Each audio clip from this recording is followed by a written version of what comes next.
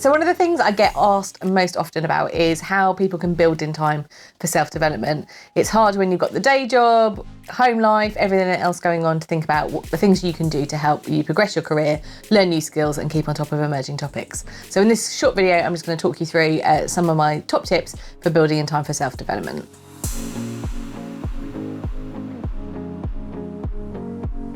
I'd really appreciate it if you could hit like and subscribe on the video, and by hitting the bell icon, you'll be the first to know when I post new content on Wednesdays and Sundays. So there's a saying, which is if you really want to find time to do something, you'll find a way. If not, you'll just find an excuse.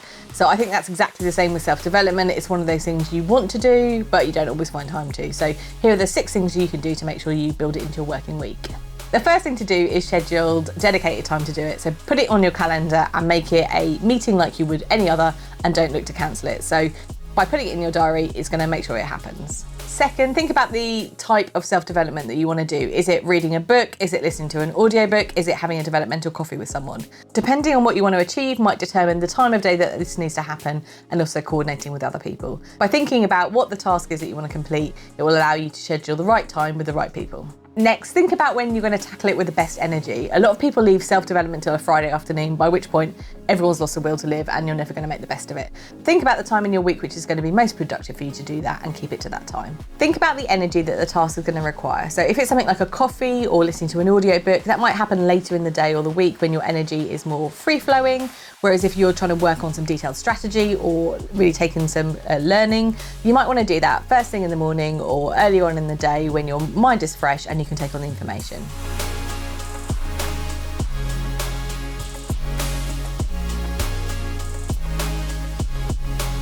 Decide what's going to be the best use of your time, but also think about the longer term. So sometimes we focus on the short-term projects that we want to get done, or the short-term tasks, which might help us right now, but aren't necessarily going to build us towards our future career. But building in those medium and long-term goals and thinking about the things that are really going to help you move the needle will allow you to make sure you're focusing on the right type of self-development as you move through. And finally, where you can, combine the self-development task with something that you're going to enjoy. So maybe you want to listen to an audiobook by going on a walk.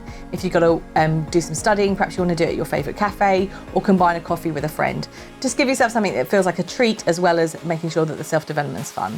So there you are, my favourite 6 tips for building in self-development into your working week. For me, one of the best investments in self-development has been making the time proactively to have coffees or to reach out with people across my network that I may not have contact on a day-to-day basis. This allows me to gain greater insight into what they do, and also for them to understand what I do better.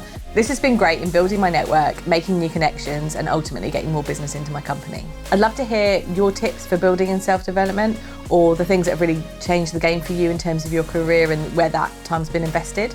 I'm Liz, and on my channel we give you the tips, tricks and hacks to help you navigate your career.